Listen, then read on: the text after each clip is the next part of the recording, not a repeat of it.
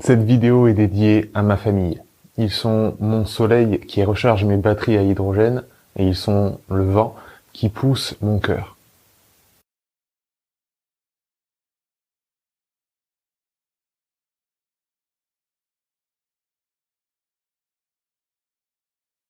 Chers amis, bonne année, c'est un plaisir de vous retrouver sur Verisme TV. C'est un plaisir de te retrouver, mon cher Jean-Louis, c'est surtout un soulagement. C'est un soulagement parce que cette aventure Porima, l'aventure que j'ai pu vous transmettre sur les réseaux, sur Instagram notamment, entre autres, sur Twitter aussi, quelquefois sur YouTube, cette aventure que j'ai vécue depuis Tokyo, le port de Funabashi jusqu'à Taïwan, ça a été un périple, vraiment. Une difficulté, une épreuve à beaucoup de sens, à beaucoup d'aspects. Et finalement, au bout du compte, j'ai même cru ne pas pouvoir revenir, tout simplement. Donc, quand je vous dis que c'est un soulagement de vous retrouver ici et de retrouver notre cher Jean-Louis, l'expert en physiologie, pour une nouvelle année 2022 tournée autour de la pleine santé et de la physiologie, c'est pas pour mentir. Je suis vraiment soulagé et heureux de vous retrouver. Un petit peu diminué, je dois vous l'avouer. Ça a été donc une quarantaine de jours, cette aventure-là, et je tenais à faire cette vidéo pour rendre hommage, en fait, à ce périple, à cette aventure, et aussi pour vous partager, pour faire certains retours. Bon, évidemment, pour vous souhaiter la bonne année, à Jean-Louis aussi, et pour vous parler de l'actualité de la chaîne, mais c'était aussi pour vous dire ce qu'il en était, parce que beaucoup d'entre vous sont passionnés, ont été vraiment pris dans cette aventure que j'ai partagée, qui continue, qui c'était juste une naissance, ou plutôt une renaissance de Porima et de ce bateau, et j'ai pu voir votre engouement, donc ça m'a fait vraiment plaisir. Donc premier point de cette vidéo, des remerciements. Merci du fond du cœur à toutes les personnes qui ont envoyé des messages de soutien, à toutes les personnes qui ont manifesté de l'intérêt pour ce projet. Vraiment, ça a apporté, dans les moments difficiles de cette navigation, ça a énormément aidé aussi de pouvoir voir, même si on avait très peu accès à Internet, pouvoir voir vos messages à droite à gauche sur les réseaux. Donc voilà, un infini merci, beaucoup de gratitude envers vous tous et toutes. Et puis voilà, Porima, qu'est-ce qui s'est passé? Voilà, avant de vous parler de tout ce qu'on a préparé avec Jean-Louis, pour vous la faire courte et rappeler ce qui s'est passé, Porima, c'est le nom d'un bateau, un bateau expérimental. C'est un laboratoire flottant. Et ce laboratoire flottant, ça faisait 2 ans qu'il était à quai au Japon. Crise sanitaire oblige, il ne pouvait pas bouger. Et ce bateau a été racheté par donc Gunther Pauli, qui est maintenant, vous savez, le professeur Gunther Pauli, qui est l'un de mes amis. Je suis très fier de le compter parmi mes amis, qui a été en interview sur Verisme TV 2 fois, et qui est le porteur d'énormément d'innovations qui sont là pour régénérer les écosystèmes. Donc très engagé dans le monde de la protection de l'environnement, mais pas que, aussi la régénération de l'environnement. Et le côté maritime, il est vraiment, il occupe une place très importante dans ce qu'il appelle l'économie bleue, l'économie qui va régénérer les écosystèmes. Et toutes les innovations maritimes sont là pour être transplantées sur Porima, sur ce navire dont je vous montrerai des images, qui va devenir le porte-étendard de l'économie bleue et va être montré dans de nombreux ports sur un tour du monde qui va terminer en 2025 à Osaka, où il sera sans doute la vedette de l'exposition universelle d'Osaka. Et donc voilà, c'était le projet de le faire sortir du Japon. C'était une difficulté à tous les sens du terme, aussi bien au niveau sanitaire que au niveau des difficultés administratives, qu'au niveau matériel et technique, parce qu'il a fallu remettre en service un bateau qui est resté 2 ans à quai, et pas n'importe quel bateau, un bateau qui embarque des technologies complètement hors normes, uniques au monde. Il y a très peu de bateaux au monde qui fonctionnent à l'énergie solaire, qui fonctionnent à l'énergie éolienne, puisque nous avons un Sky Sails sur Porima, c'est-à-dire une voile qui tracte littéralement le bateau. Ça aussi, c'est une innovation qui est magique, vraiment très très intéressante. Et tout ça fait que c'était très difficile, concrètement, de sortir du Japon. Ça a été fait. J'étais vraiment heureux d'y apporter ma pierre à l'édifice, en étant le responsable de communication, surtout avec les Japonais, puisque j'ai vécu au Japon et je parle japonais. mais aussi d'être la personne qui était chargée de la captation d'images, photos et vidéos pour relater en fait tout ça, relater cette renaissance de Porima. Tout ça, ça va donner naissance à une magnifique plateforme qui n'est pas encore prête, mais qui va arriver sous peu, début 2022, et pour vous présenter en fait tout ce qu'il y a autour de Porima. Parce que Porima, c'est pas seulement un bateau, c'est vraiment le porte-étendard de beaucoup plus, notamment la création d'universités pour transmettre aux plus jeunes ce savoir, ces nouvelles innovations, afin qu'on ait vraiment des ambassadeurs aux quatre coins du monde qui puissent implémenter très facilement des innovations, des technologies qui sont à la fois résilientes, mais aussi qui permettent de régénérer les écosystèmes et qui permettent aussi de rendre l'être humain épanoui. On coche toutes les cases. C'est vraiment ça le but de l'économie bleue de Gunther. Donc, un sacré périple, une mer démontée, une mer extrêmement difficile à naviguer. Voilà, c'est 40 jours à peu près qu'a duré le périple. Je pense que je peux compter sur les doigts d'une main les jours où je n'ai pas senti de mal de mer finalement. Alors sans aller jusqu'à rendre mon déjeuner, c'était une migraine un peu constante, se sentir un peu vaseux constamment. C'est très difficile. Alors j'ai toujours, vous me connaissez, j'ai toujours placé des routines pour prendre soin de moi, d'exercice physique, etc. Mais bon, c'était éprouvant au niveau du physique, éprouvant au niveau du mental parce que voilà, on a été vraiment confronté à des restrictions sanitaires, le fait de ne pas pouvoir descendre du bateau. Donc ça a été vraiment une quarantaine qui a un confinement finalement sur le bateau de toujours. On n'a pas pu mettre le pied en dehors du bateau, ni pour visiter tel ou tel pays, ni à telle escale. Non, c'était pas possible au niveau de la loi. Voilà, c'était toutes les difficultés qu'il y a dans la navigation, c'est-à-dire vivre en huis clos avec 9 autres personnes. Voilà, il y a beaucoup de difficultés qui sortent de ça. Et en même temps, on a eu énormément de récompenses. Évidemment, le côté humain. J'ai pu apprendre le côté de la navigation, apprendre beaucoup de choses, du monde d'un matelot finalement, mais aussi s'enrichir des expériences des gens fabuleux qui sont sur Porima, cet équipage qui est constitué de gens extrêmement expérimentés et qui vont vous relater des anecdotes au niveau de la navigation et du monde marin qui valent de l'or. Donc ça, c'était très enrichissant aussi. Évidemment, en tant que personne qui œuvre dans le monde du cheminement personnel, du développement personnel, tout ça, j'en ai cherché une source pour me nourrir et non pas une épreuve à affronter. Et donc, il en est sorti beaucoup de leçons, vraiment, et que j'ai à cœur de vous partager. Et c'est tout le projet, en fait, de cette série de vidéos qu'on amorce avec notre Jean-Louis National ici, autour de Porima et autour de l'expérience personnelle que j'ai eue sur Porima. Parce que finalement, ça concrétisait dans ce microcosme qui était ce bateau, tout ce que j'essaie de transmettre au niveau de la naturopathie de l'Hormèse, que je vais transmettre dans mon école, le centre de naturopathie et d'Hormèse, qui va ouvrir en septembre 2022. Les inscriptions sont toujours ouvertes. Tout ça, ça s'est concrétisé, ça se rassemblait dans cet enclos, ce huis clos de Porima, et j'en ai fait vraiment une mission de devoir vous le transmettre de différentes manières. Déjà, j'ai enregistré un podcast sur les podcasts de l'antifragilité, mais aussi j'ai tourné beaucoup de vidéos pour la nouvelle formation Force, notamment, mais aussi des vidéos un peu plus du partage, partage personnel, du ressenti. Et j'ai beaucoup écrit. Vous savez, j'adore écrire. Pour ceux qui suivent mes formations, je mets toujours le doigt et j'insiste beaucoup sur le fait de tenir un journal, d'écrire ses ressentis, d'écrire aussi ses entraînements, d'écrire ce qu'on essaye d'apprendre en ce moment, les difficultés que l'on a, bref. Je passe beaucoup par l'écriture. Et là, j'ai 2 livres en cours sur Porima et sur l'expérience que j'ai vécue à Porima.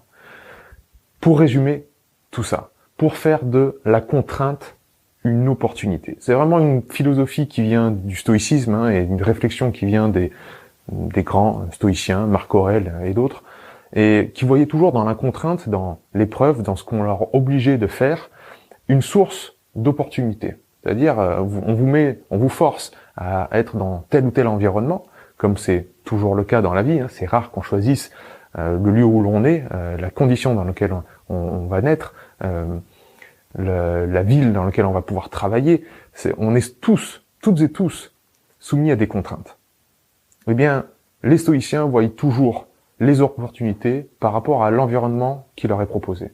Et là, c'est sûr que j'aurais pu voir tous les mauvais côtés de Porima que je vous ai décrits, c'est-à-dire cette aventure qui allait se passer en huis clos, pas pouvoir sortir du bateau, vivre avec d'autres, etc. Et tout ce que j'ai listé finalement ici, c'est par exemple le manque d'intimité, comme je vous ai dit, j'aurais pu, voilà, m'arrêter là-dessus et me dire ça va être terrible, il va y avoir énormément de contraintes et ça va être une épreuve à franchir. Au-delà de ça, au lieu de faire ça, j'y ai vu des opportunités. J'ai eu beaucoup d'opportunités. Et c'est vraiment ce changement de paradigme, de méthode de pensée, de voir les choses, qui peut nous aider, surtout en ce moment, surtout dans la crise actuelle. Et il suffit qu'on se rappelle, qu'on fasse appel à notre mémoire, et finalement une mémoire à court terme. Il n'y a pas si longtemps, on a connu ça. On a connu 2 confinements l'année dernière. Il y a 2 ans maintenant, puisque c'était en 2020. Les 2 confinements de 2020 étaient vraiment très très durs à ce niveau-là. Et on en est tous sortis grandis et renforcés. Donc là, j'ai connu un 3e confinement, ça c'est clair. Et ben, j'en ai tiré encore plus de leçons, parce que c'était sans doute beaucoup plus dur, avec encore une fois cette promiscuité, encore une fois cette météo très délicate qui était à la fois sur l'une des mers les plus compliquées au monde, qui est un carrefour en fait entre différents océans et différentes mers, des passages de typhons, une météo en hiver, un climat qui est vraiment pas favorable à la navigation, et un bateau qui va l'être encore quelques temps, mais qui était très lent. Et un bateau qui est très lent, c'est un bateau qui est très faible. Parce que soit vous avez de la vitesse, et vous arrivez à approcher une dizaine de nœuds, en termes de vitesse de navigation, et donc vous arrivez à trouver une stabilité, soit vous êtes en deçà, et aux alentours de 5, voire parfois 3 nœuds, voire moins, certains jours, ça donne une navigation qui prend toutes les vagues en fait, et extrêmement difficile, aussi extrêmement dangereuse. Donc, Porima était vraiment dans un état qui était difficile à faire naviguer. Bref, on peut retourner sa philosophie, le signe de la philosophie que j'ai mis ici, on peut la retourner, on peut retourner son mode de pensée pour en faire une force. Et c'est de ça dont il s'agit dans un livre qui s'appellera donc de la contrainte à l'opportunité, qui s'appellera même l'entraînement d'un confiné. Alors pas l'entraînement d'un confini, mais l'entraînement d'un confiné. Et ce livre-là, qui est vraiment, je dois être à la moitié de la rédaction, il va vraiment aider tout le monde, parce qu'on est tous soumis à la contrainte, qu'on soit travailleur de nuit, qu'on fasse les 3-8, qu'on soit nouveaux parents, voilà, on est des nuits perturbées, etc. Toutes et tous, on a des contraintes familiales, professionnelles, etc. Ce qui fait qu'on doit s'adapter et faire de chaque contrainte une opportunité. Donc là, je suis allé voir dans un extrême, et c'est cet extrême-là qui va pouvoir nous inspirer et nous donner vraiment des leçons à tirer. Moi, en tout cas, j'en ai tiré beaucoup de leçons. Évidemment, le bien commun, c'est ce qui a été à la base finalement du pourquoi de mon départ et du fait de rejoindre la mission Porima. Il y a une maxime que j'adore qui dit rien n'est coûteux pour l'évident. C'est-à-dire que quand c'est évident, c'est pas coûteux pour l'organisme, pour un organisme vivant, pour le cerveau, pour le mental, pour l'esprit. Quand c'est évident, on le fait, même si c'est très demandeur en énergie, même si il faut gravir une montagne. Quand c'est évident, on le fait et c'est pas coûteux. Il n'y a pas de friction, il n'y a pas une différence entre l'offre et la demande. Ça coule de source, même si il faut franchir l'Everest. Eh bien, quand Gunther m'a parlé de ce projet Porima, cette navigation qui devait partir du Japon, pour moi c'était évident. Et donc, ce n'était pas coûteux cette prise de décision-là. Le bien commun, je pense que c'est coûteux pour personne. Quand on sent vraiment qu'il y a un intérêt général à faire un acte, à porter secours, à aider autrui, ça ne nous coûte rien. Encore une fois, l'acte se fait de lui-même, de manière très naturelle. Et ni pour le système nerveux, ni pour le système hormonal, ni pour notre physiologie, ce n'est coûteux. Donc, œuvrer pour le bien commun, c'était un moteur, et ça l'a été aussi sur le bateau. Et puis la transmission, comme je vous l'ai dit, vidéo, pour ma prochaine formation, c'est vrai. Là, vous savez, sur ormes.com, il y a connexion. Il y a intégration, qui étaient les 2 premiers piliers d'un ensemble qui s'appelle Devenir antifragile. Mais c'est un ensemble qui comporte 4 formations, 4 modules. Et le troisième module, c'est force. Et je me suis dit, pour la force, je voulais vraiment vous concocter quelque chose d'unique autour de ce thème de la force. Après avoir fait connexion et de se connecter à soi-même, après avoir fait intégration et avoir intégré des nouvelles informations, appris la neuroplasticité, appris de nouveaux entraînements physiques, comment on développe sa force, comment on utilise sa force. Et autour de ce concept-là, je me suis dit, c'est bien la force. C'est très intéressant et c'est un beau concept qui est débattu, c'est dans tous les milieux, que ce soit philosophiquement aussi bien que au niveau sportif. Mais qu'est-ce que ça veut dire être fort? Être fort, ça veut dire être fort partout et être fort pour autrui. Mais quoi de mieux comme environnement que ce bateau, que Porrima? Si j'arrive à être fort sur Porrima, je peux être fort partout. Si j'arrive à être fort quand ça tangue, quand il y a une mer démontée, si j'arrive à être fort alors que je suis à des dizaines de milliers de kilomètres, plutôt des milliers de kilomètres, pardon, de ma famille et des gens que j'aime, si j'arrive à être fort même quand le moral est au plus bas, au fond des chaussettes, et qu'il n'y a pas d'internet pour communiquer avec sa famille, avec ses proches, qu'on rencontre des problèmes au niveau administratif, qu'on ne sait pas si on pourra reprendre l'avion, etc. Si j'arrive à être fort dans ces moments-là, je pense que je peux tirer d'énormes leçons à transmettre à autrui. Donc, j'ai tourné beaucoup de choses sur Porrima, aussi bien aux exercices physiques, aussi bien que beaucoup de réflexions philosophiques, et ça va faire partie de force. Ça va aussi insuffler énormément mon école, le centre naturopathie Hermès, évidemment pour les cours que je suis en train de faire pour l'école.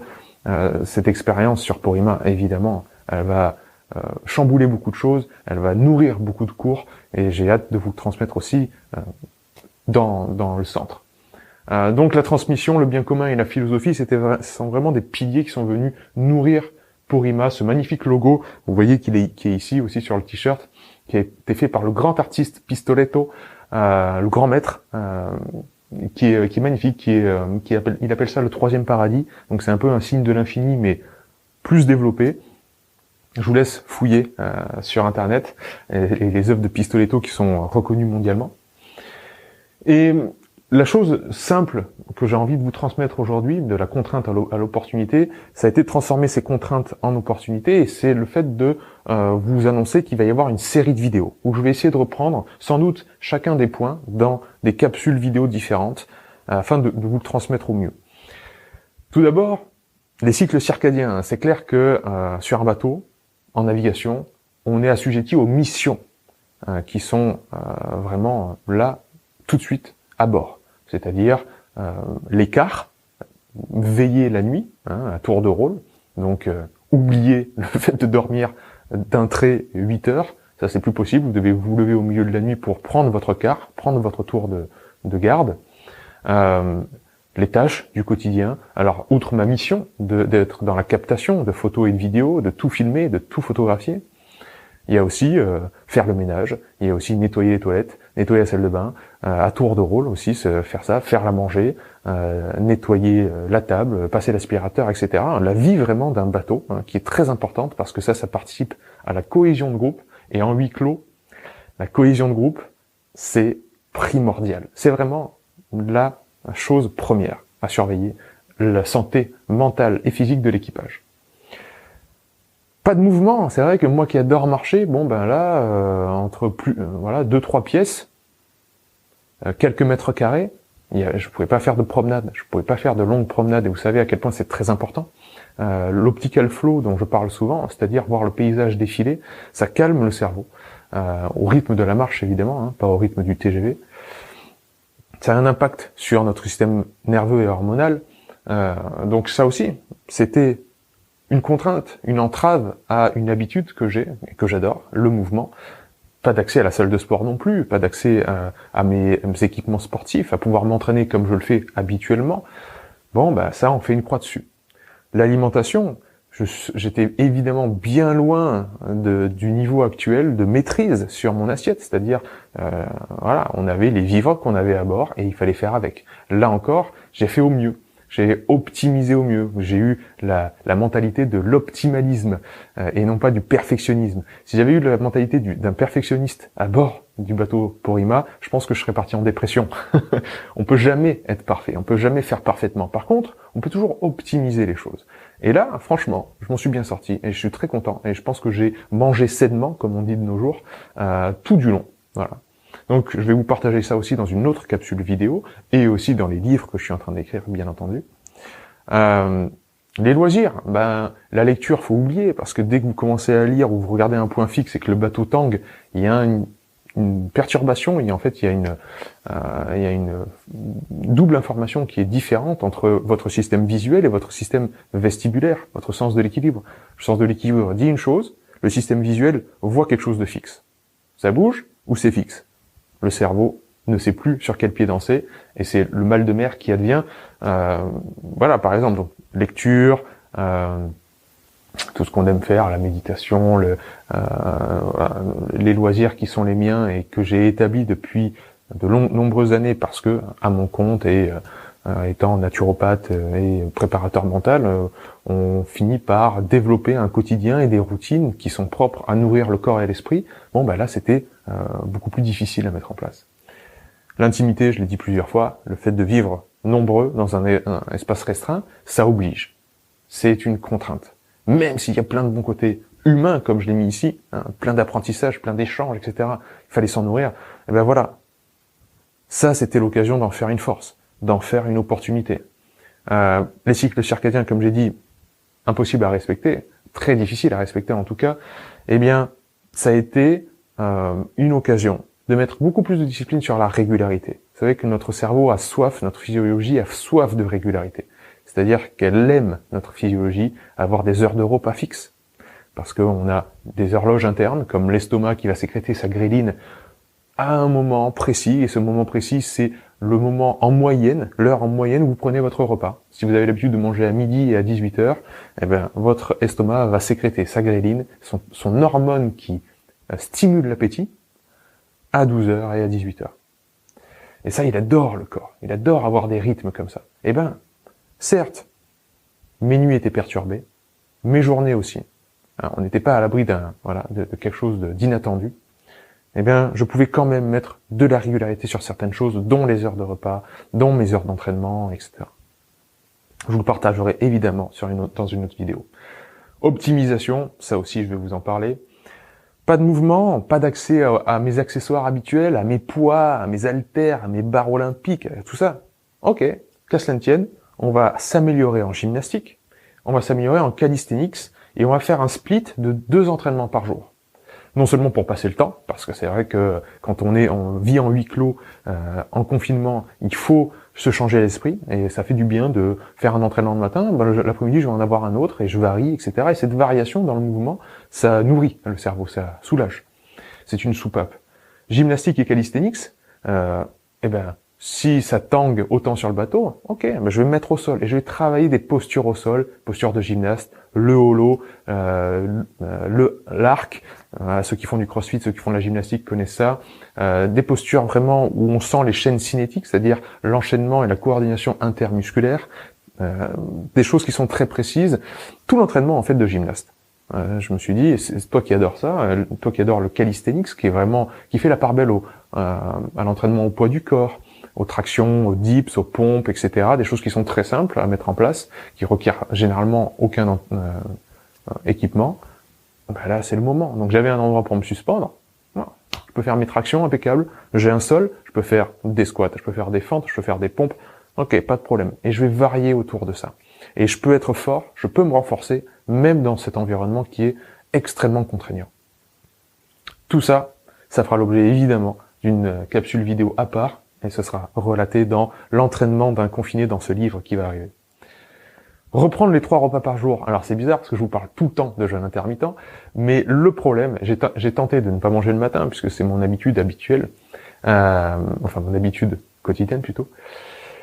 Mais quand on a l'estomac vide, complet, le mal de mer arrive beaucoup plus vite.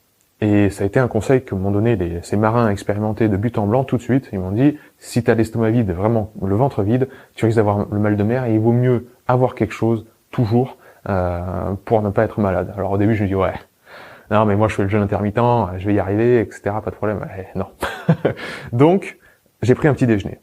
Donc, même s'il était frugal, j'ai pris je mangeais quelque chose le matin.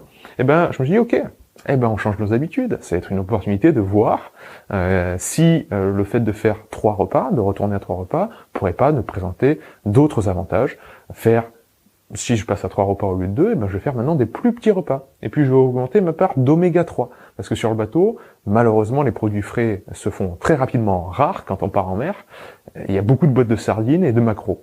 Bon, petit poisson gras, riche en oméga 3. On va faire la part belle à ça et on va augmenter la dose d'oméga 3 et on va voir comment notre corps réagit. Ça, c'était une belle expérimentation aussi. Et puis la créativité. C'est-à-dire que la créativité, vraiment, c'est une alimentation pour moi. Quand j'écris, quand je dessine, quand je tourne des vidéos comme ça, après j'en ressors nourri. Ça me décharge pas d'énergie, au contraire, ça me remplit. Ça me nourrit comme les panneaux solaires au soleil ou le sky sails qui est poussé par le vent. Eh bien ça, vraiment, ça m'a aidé. Et cette créativité-là, quand j'ai senti que les moments étaient difficiles et que le temps allait être long et allait être dur sur Porrima à certains moments, je me suis dit, sois créatif. Écris des livres. Donc j'ai commencé à écrire 2 livres, quand je pouvais, quand j'avais pas mal au cœur, c'était pas facile. Tourne des vidéos pour tes formations, pour autre chose, etc. Sois créatif. Dessine quand tu peux, écris quand tu peux. Voilà. J'ai essayé d'être au maximum créatif par rapport à ça, ce qui a nourri le pilier de la transmission. Et je suis vraiment heureux que ça œuvre aussi au bien commun, c'est-à-dire aider les autres. Je pense que cette expérimentation sur Porrima va énormément vous aider le plus grand nombre, en tout cas c'est le but. Donc voilà, c'était la vidéo d'introduction, déjà pour vous souhaiter bonne année, pour vous reparler, pour faire une synthèse sur cette incroyable aventure qu'est Porrima, et pour vous dire que vous n'avez pas fini d'en entendre parler, parce que on s'en va vers une série vidéo, vous aurez 2 livres de ma part, et ce sera implémenté dans la prochaine formation Force, et dans les cours de mon école, le Centre Naturopathie et Hormèse. Ce centre, il est ouvert pour toutes et tous. Peu importe votre CV, peu importe votre horizon, d'où vous venez. Il y a une formule hybride, donc c'est une classe de 40 personnes qui va suivre, où il y aura 4 stages sur 18 mois, avec des cours en ligne et donc des stages. C'est pour ça que c'est une formule hybride. Cette formation, ce cursus s'appelle être praticien naturopathe. Ça, c'est limité à 40 personnes et c'est plus ou moins déjà saturé. Alors, vous pouvez envoyer vos candidatures, vous pouvez relayer, vous pouvez candidater, il n'y a aucun problème. Les candidatures sont en lien sous la vidéo, mais vous serez sans doute sur liste d'attente. Donc, s'il y a un désistement, il n'y aura pas de problème, on vous rappellera, mais pour l'instant, c'est sur liste d'attente parce qu'on est plein. Par contre, il y a la formule autonome. Et la formule autonome, vous avez accès à exactement le même contenu pédagogique, les mêmes cours en ligne, tout, la même base de données, sauf que, au lieu de venir assister au stage et participer au stage en vrai, vous aurez les replays, vous pourrez voir les stages, mais qui ont été filmés. Voilà, parce que tous les stages, toutes les interventions durant les stages seront filmées. Donc voilà, il y aura juste cette petite différence-là, et vous ne pourrez pas participer à la classe virtuelle mensuelle. Vous aurez le replay, vous aurez la rediffusion, mais tous les mois, on se retrouve avec les 40 personnes du cursus hybride dans une classe virtuelle, voilà, en direct, pour échanger, répondre aux questions, etc. Ça, vous enverrez les rediffusions, ce qui sera évidemment très intéressant, parce que vous aurez les questions-réponses des autres. Vous aurez accès à l'espace communautaire, même pour la version autonome, c'est-à-dire poser vos questions, avoir les réponses, échanger avec les autres élèves, etc. Ça, le côté communautaire, on va le garder pour les 2 formules. Donc voilà, vous trouverez toutes les informations sur le site internet qui, quand je posterai cette vidéo, soit sera déjà en ligne, soit sera bientôt en ligne, qui s'appelle www.naturopathie-hormèse.com. naturopathie-hormèse.com. Voilà, donc soit en lien, soit il arrive bientôt. Ça me fait plaisir de vous retrouver, ça fait plaisir de retrouver Verisme TV, ça me fait plaisir de retrouver cette bonne vieille bibliothèque et notre ami Jean-Louis. On va vous parler dans les prochaines vidéos vraiment de physiologie, de comment on adapte sa physiologie pour s'adapter à un environnement sous contrainte maximale. Allez, à bientôt et n'oubliez pas que cette vérité, elle est dans les écosystèmes, mais elle est aussi déjà en